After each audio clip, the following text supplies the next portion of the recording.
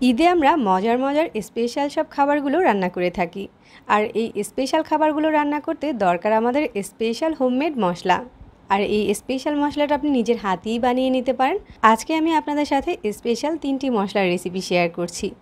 এর জন্য হচ্ছে বড় একটা ফ্রাই প্যানে হাফ কাপ নিয়ে নিচ্ছি আস্ত জিরা, হাফ কাপ নিচ্ছি আস্ত ধনিয়া, আর এখানে 1/4 কাপ নিচ্ছি সবুজ এলাচ, 1/4 কাপের থেকে একটু কম নিয়ে নিচ্ছি লং, 2 টেবিল চামচ করে দিয়ে দিচ্ছি কালো গোলমরিচ আর সাদা গোলমরিচ, 5টা দিয়ে দিচ্ছি কালো এলাচ বা বড় এলাচ, আর 2 টেবিল চামচ দিয়ে দিচ্ছি জয়ত্রী।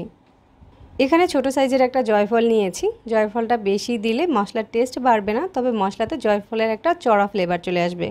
তারপর 2 টেবিল চামচের মতো শাহি জিরা দিচ্ছি, আর 4টা দিচ্ছি স্টার অ্যানিস।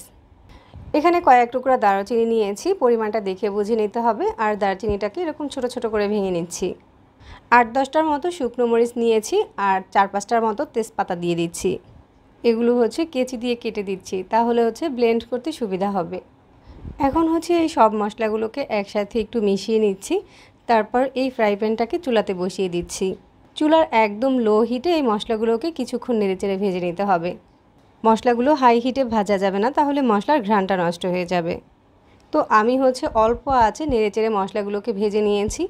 কেউ যদি চান তাহলে কিন্তু মশলাগুলোকে না ভেজেও গুঁড়ো করে নিতে পারেন, তবে ওই ক্ষেত্রে মশলাগুলোকে কড়া রোদে খুব ভালো করে শুকিয়ে নিতে হবে, যাতে করে মচমচে হয়ে যায়। আমি আমার বাসার জন্য স্পেশাল গরম মশলাটা এভাবেই বানিয়ে থাকি। তবে যদি কেউ চান এখানে কিন্তু স্টার অ্যানিস আর কালো এলাচ এগুলো স্কিপ করতে পারেন। এগুলো ছাড়াও কিন্তু মশলাটা বানালে মশলাটার ফ্লেভার খুবই ভালো হয়। তো মশলাগুলোকে একদম লো হিটে আমি কিন্তু একদম মুচমুচে করে ভেজে নিয়েছি। এখন হচ্ছে এই মশলাগুলোকে একটা গ্রাইন্ডারের জারে নিয়ে নিচ্ছি আর গুঁড়ো করে নিচ্ছি। তো মশলাটাকে হচ্ছে খুব ভালো করে গুঁড়ো করে নিয়েছি।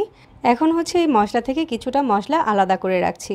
আর এই মশলাটা যে কোনো খাবারেই ব্যবহার করা যাবে, যেমন ধরেন কাবাব, বিরিয়ানি, যে কোনো খাবারের সাথেই চাইলে এই মশলাটা অ্যাড করা যায়।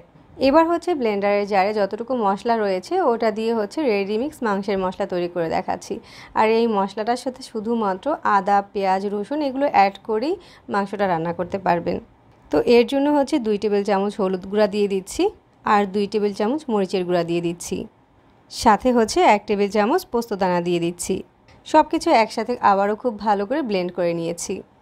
আর রেডি মিক্স এই মাংসের মশলাটা দিয়ে আপনারা 8 থেকে 10 কেজির মতো মাংস রান্না করতে পারবেন। এর সাথে আর কিছুই দিতে হবে না, শুধুমাত্র আদা, রসুন আর পেঁয়াজ দিয়েই মাংসটা রান্না করে নিতে পারবেন। এবার হচ্ছে তৈরি করে দেখাচ্ছি স্পেশাল বিরিয়ানি মশলা।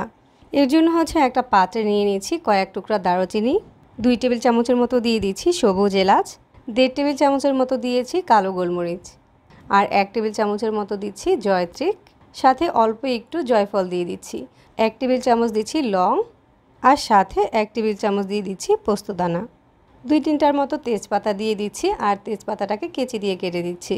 এবার হচ্ছে সব কিছু একসাথে খুব ভালো করে মিহি করে ব্লেন্ড করে নিচ্ছি। তৈরি হয়ে গেছে খুবই স্পেশাল একটা বিরিয়ানির মশলা। যে কোনো ধরনের বিরিয়ানি রান্নাতে দিতে পারেন, আবার চাইলে কিন্তু এই মশলাটা দিয়ে রোস্টও রান্না করতে পারেন। তো ঈদের আগে চাইলে স্পেশাল এই মশলাগুলো বানিয়ে নিতে পারেন। আর যে কোনো কাচের জারে এই মশলাগুলো ভরে রাখলে 2 থেকে 3 মাসের মতো এই মশলার ফ্লেভারটা স্ট্রং থাকবে। আশা করছি আজকের এই 3টি মশলার রেসিপি সবার কাছে ভালো লেগেছে। সহজে এরকম আমাদের মজার সব রেসিপিগুলো পেতে আমাদের পেজ ফলো করবেন আর চ্যানেল সাবস্ক্রাইব করবেন। সবাই অনেক বেশি ভালো থাকবেন। আল্লাহ হাফেজ।